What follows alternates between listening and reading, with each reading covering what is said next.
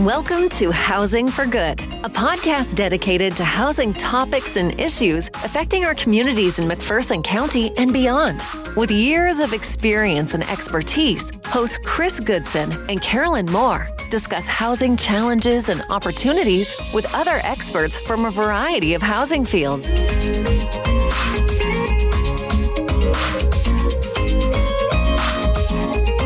Hello there, and welcome to this week's Housing for Good. I'm Karolyn. And I'm Chris. So, Chris, our news for today is going to be that if you are a homeowner and you have not turned in your homeowner application for Brush Up Mac, the date is like right here. We're on it. Yep. But I'm going to say, go ahead and get a hold of me, because if I have enough volunteers and I can help you, we will do that. But I still want people to know we have till the end of March 31st, where we're asking for volunteers to turn in their volunteer forms. And now is the time to put together your team.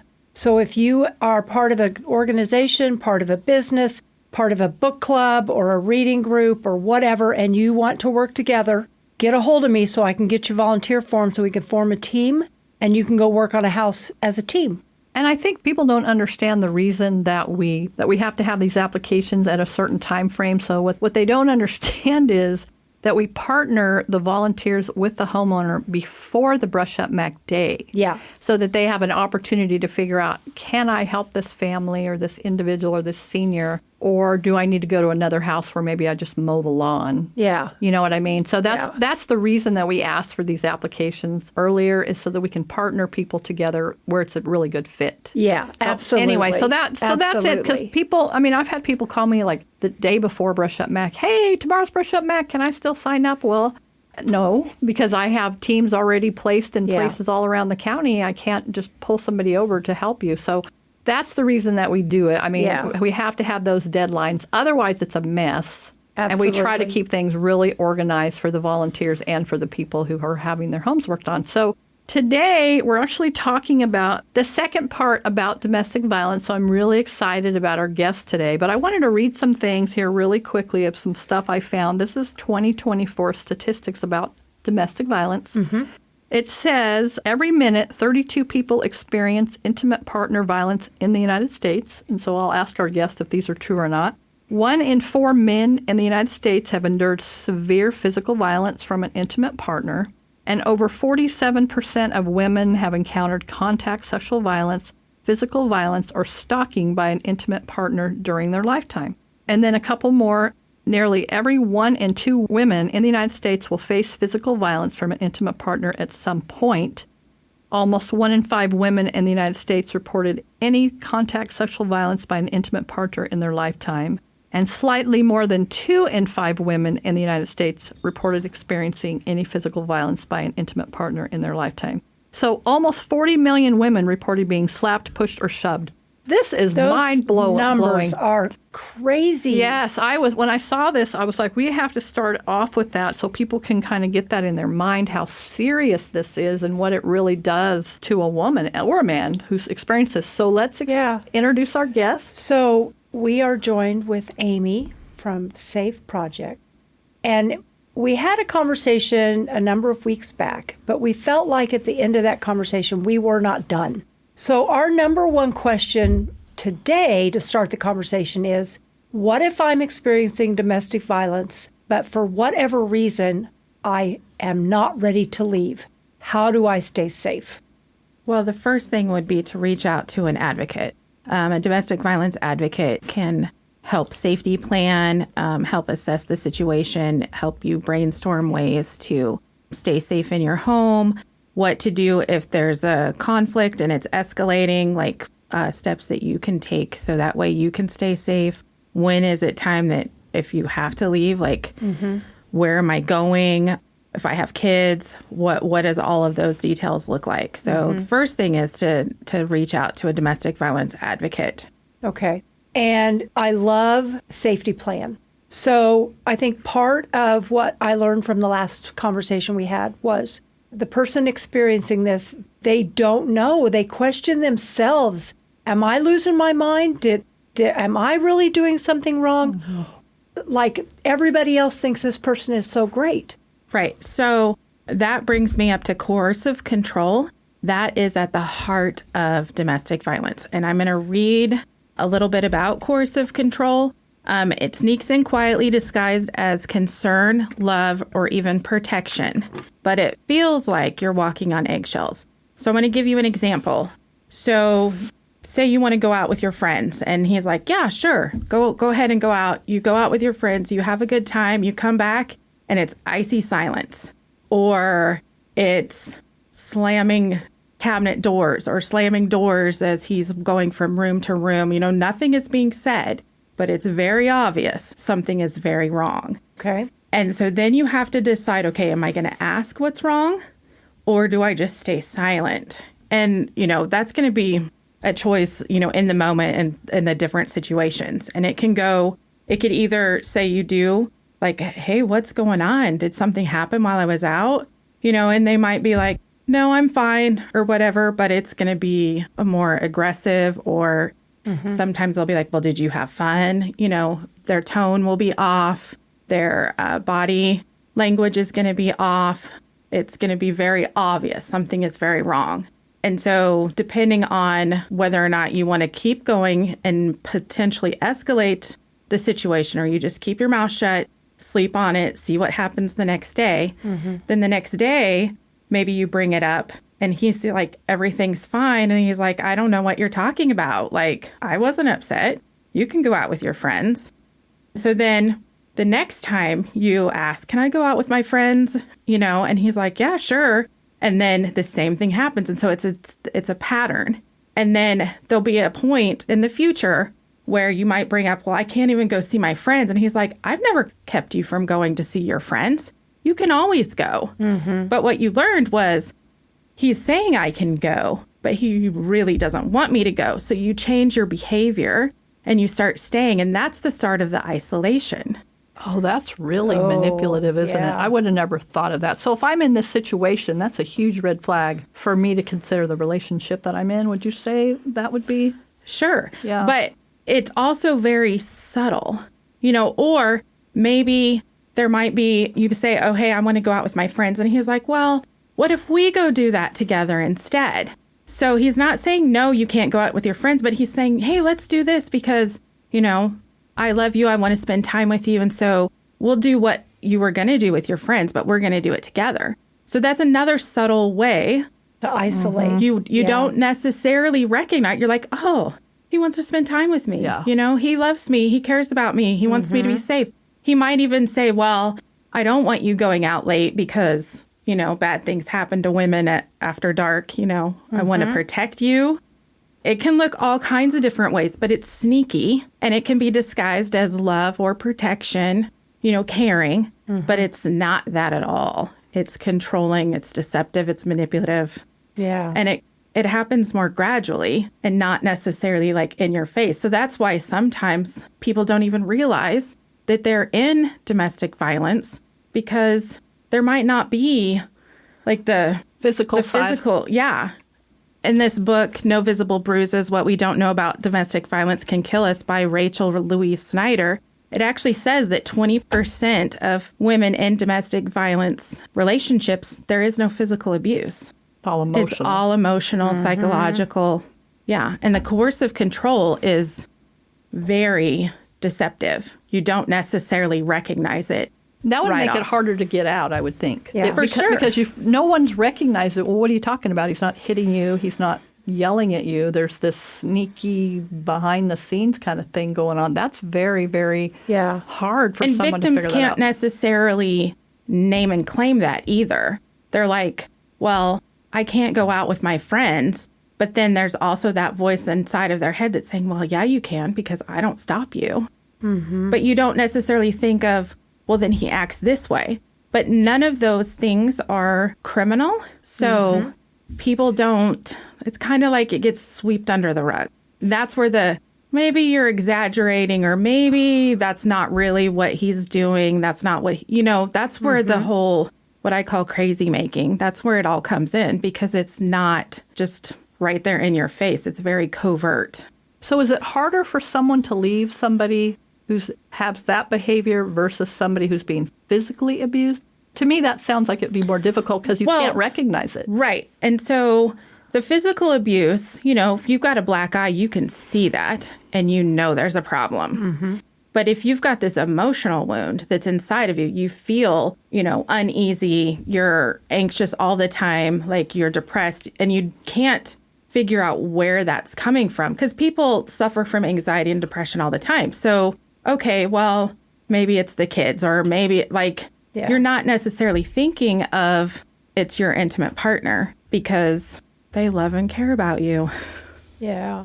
Well, and then you think about the isolation. So they don't want you going out with your friends. What does that do then when your friends want to come see you? Does the same kind of thing happen where all of a sudden you just realize? It's possible that by that time, maybe you don't want them to come over because maybe you don't want them to see. Or it could be, come over, but then he has total control over what's going on. Mm-hmm. Somebody to listen to what's being said. Yeah. Okay. And then could he then use whatever your friends bring up against you? Then it could become this whole big. So if somebody is manipulating you to the point where you're emotionally abused, there's a psychological abuse that's going on, what happens when that person tries to leave? Do things escalate? Do they get more dangerous? They can. Dangerous, I mean, when somebody is trying to leave a domestic violence relationship, that's usually when it's the most dangerous. So that's where then their tactics amp up. There could be a smear campaign going on. They've probably already kind of done that to begin with, just to chip away at your credibility because they want you to stay trapped. They want you to stay dependent on them. That's when stalking can, pick up. So that could be whether they're physically driving by work to make sure you're there or whether they make you download an app on your phone so they can track it.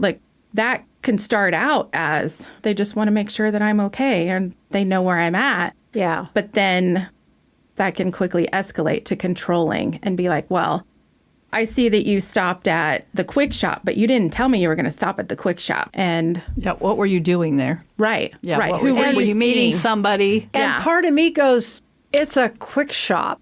Yeah. I stopped to get a Coke and a candy and some bar. Gas. Yeah. Why would I have to report to you that I stopped at quick shop? Well, on the way home. Yeah.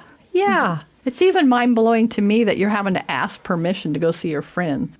I mean, I wouldn't do that. I would just say, hey, I've got plans with my friends tonight, and then, did you have something in mind or whatever? And it wouldn't be a big deal at our house. Yeah. But I just trying to figure out how somebody can, in that situation, how do you recognize that you're even in that situation? You usually don't recognize it until you've been in it for so long and you're in so deep until you finally just can't deny it anymore. They're like, okay, there is something obviously wrong. Something's not. So it could be years, months, days, depending on the personality decades. And who they've been raised by. Maybe it was normal in your family and if you started a relationship with somebody trying to control you like this, you would go, oh no, get back. What the heck? This is not right. But like you mentioned, there's a subtlety that comes with it, that it's so gradual and it just, And you have to remember, if the survivor does talk about their feelings and they're like, this isn't right. I know this isn't right. You don't behave like this. You're not supposed to behave like this. Well, then that's when the love bombing comes in. And so they're like, oh, I'm so sorry. I didn't mean, I love you so much. I can't live without you. And that right there is also a red flag. But you don't necessarily, you're like, finally, I'm feeling some kind of positive affection. I feel better now. Mm-hmm. Yeah. And then the cycle will start over, Mm-hmm. And there we go again. So could be in an hour or it could be a week. Who knows? Each cycle, each cycle is kind of different. But once you recognize the pattern, it's fairly regular. So we decide to leave. Now what? Well, are we leaving in an emergency, like we had to just get out and we just have the clothes on our back? Or no, let's go to, we've talked with a domestic violence advocate, and we have just decided that we're ready to get out. Okay. Nothing's escalating. It's just that we've decided we're done. Right. Okay, so I've got my safety plan. I'm leaving. Now what? That would be making sure that you have housing secured, employment, some way to sustain yourself if that's applying for DCF benefits, for food stamps and things. Do we have kids? If we have kids, making sure that they have what they need for school. If you're going to transfer school, a lot of times, if you're going to get out, you need to move locations. You can't always stay in the same community because there's so many ties and it's so easy to get wrapped back in. Yeah. And so relocation is optimal if you have a support system and resources on how to restart. But every situation is different. You know, a lot of times survivors will leave and they'll go live with their parents for a while if that's an option, or a family friend, or sometimes it's their best friend. Like, it just all kind of depends before they can actually get a place on their own. Okay. So that's where that safety plan that we spoke about earlier comes into place. You've spoken with a domestic violence advocate. You have this plan of steps you're going to take when you're ready. And so then, once you have those boxes checked, and in the meantime, you're acting as if there is nothing going on. You are doing the very best that you possibly can to just do status quo behavior, because if they get tipped off, then that can throw a wrench in your plan, and then you might have to wait longer, you know, because then you have to stabilize the situation, and then... That's really scary that you'd have to do that. Yeah. I mean, you're already under stress. You know that if they find out, they're going to do something. They could react in a lot of different ways. And so now here I am, like, okay, I got to pretend like everything's great. I mean, I don't know. Am I that good of an actress? I don't know. I would hope that I could do that. But you know what I mean? Because there's telltale signs. I feel like people that are controlling like that are paying attention to things. They might notice that you're acting different. And, Once you can identify once you identify the abuse, then you also learn how to play the game. And so then you just keep playing the game until there's the situation where you can leave. And sometimes the situation just presents itself, and then you're like, okay, I'm not quite ready, but I'm going now because I can get away now because he's going to be out of town for the weekend. Yeah. So... Okay, so a different scenario if it's an emergency. Yeah, so if it's an emergency, like in this community, I do know that there is a shelter. I think you have to have contact with the police. I believe the police are the ones that can get you into that emergency shelter. Okay. Usually if it's an emergency, there's probably been some sort of pretty big blowout where the cops have already been called, whether it's by you or neighbors or whatever. Then the domestic violence shelters can sometimes bring you in, which we don't have a local one. So that could be Newton, Wichita, Salina, just kind of depends. And then sometimes they can also offer hotel stays, because if you're already employed and you're employed, you know, you don't necessarily want to just lose your employment. Yeah. Yeah, it can look at a bunch of different ways. There's a bunch of different tricks that we have and tools that we can utilize in order to make sure somebody is safe that fits their situation. Because the last thing we want to do is just completely annihilate everything that's going good in their life, too, just because of this problem. So hiding, is that something that people do when they're trying to run? I mean, they go to domestic... Sure. Yeah, what does that look like? So you go to a domestic violence place? Shelter, right. And they're all confidential, so... The public isn't going to, and I forgot to mention Hutchinson. Hutchinson has a domestic violence shelter, but I don't think they serve McPherson County. I think they have to stay in their Reno, Rice, I don't know. But I do know that the shelters in Wichita can take other counties, and I believe Salina can as well. So anyway.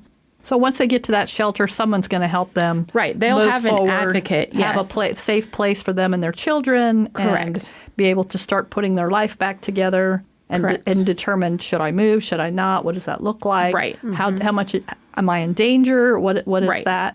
Right. So they'll help with maybe protection orders. Like if a protection order needs to be filled out, they can help with that.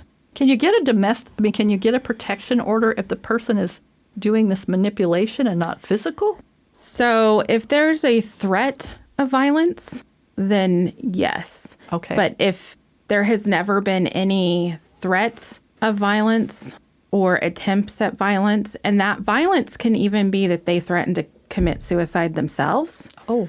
That's a way that sometimes they try to keep you to stay. Well, I love you so much. If you leave me, I'm going to commit suicide. Well, that would count. It's a lot harder to get a protection order when it is strictly emotional abuse. Now, we were having a conversation before we went on air kind of about this topic and the direction we wanted this conversation to go. And one thing you mentioned was public libraries. Yes, that is one of the places that could potentially be safe for you to go, because there's a place for the kids to, if you have kids, they have their own area. The libraries usually have another room that they can put you in if you need to be like isolated until you can come up with a plan, or call the domestic violence shelter or call your advocate, like whatever. And sometimes it could just be used as a cooling off. Like, I know I need to leave right now, so I'm going to go to a safe place, let everything kind of calm down, and then go back so I can carry out my ultimate plan of leaving, because Well, and you mentioned the library. First of all, it's a public place. There's access to information. So you can find on the internet whoever you're needing to get a hold of. And most communities, regardless of how tiny they are, there is a library. I think everybody has a library, pretty much. And people don't automatically think, oh, they're going to go to the library. Yeah. I mean, if that's already in your regular routine, then maybe that's not, like, that could be something that they would think, oh, she might be at the library. But most of the time, that's not like a go-to place. So if you can't get to a library, any public space, I mean, there's some that are better than others where you have lots. Can I go to Walmart or one of those type of places just so I'm around people and I can be safe? Yeah. Yeah, okay. This has been really good. I mean, know. What other questions do we have for her? There's just so much. It's overwhelming a little bit. It's such a hard topic. And like you said, there's so many different avenues you can go down. I think we just really wanted to focus on, what do I do if I feel like maybe this is not a safe situation, but I can't leave for whatever reason that might be. I cannot leave. What do I do? How do I keep my sanity? Yeah, so we're going to give you the last word, I guess, just anything that you can think of that you want to talk about, if there's people out there that are really struggling or they know they need to get out or they need a plan. I mean, just anything that you can think of that would really help our listeners. Well, and I also want to touch on that if somebody does disclose to you that they're in what they think that they're in a domestic violence situation or abusive relationship, listen to them. Take the time to listen and actually hear them, and don't just dismiss it. Be the safe place. Make sure that you know the resources that are available for people who are in an abusive relationship or wanting to get out. And even if you know that this person has tried to get out before, and then they go back and then they get out and then they go back, like, recognize that the abuser is always wanting the full control, and they are going to use whatever means necessary to get that control back. So if they leave, then the abuser is going to start promising change. They're going to start, and they might even actually do reach out. Let's say they have an addiction problem. So maybe they do reach out to CR, or they do reach out to CKF, and they go to a meeting. And so then they're like, that's action that says, hey, I'm going to change. Yeah. And so then the survivor is like, oh, well, he's really doing something to change. Yeah. But all it was just enough to get them to come back. And then they get into that relationship again. So you have to remember there's love bombing, the manipulation, the coercive control, which is the silent threat of violence. So even if somebody has left and gone back and done that multiple, it takes 7 times on average for somebody to permanently leave. And part of that is because the first time they might not have all the resources they can to survive. Yeah. Because a lot of times then if there's kids involved, then the abusers use the court system to also abuse the survivor. Because they still have a right to have visitation and see the kids. Right. Yeah. And child support isn't always enforced. Even if it's court ordered, they still don't always enforce it.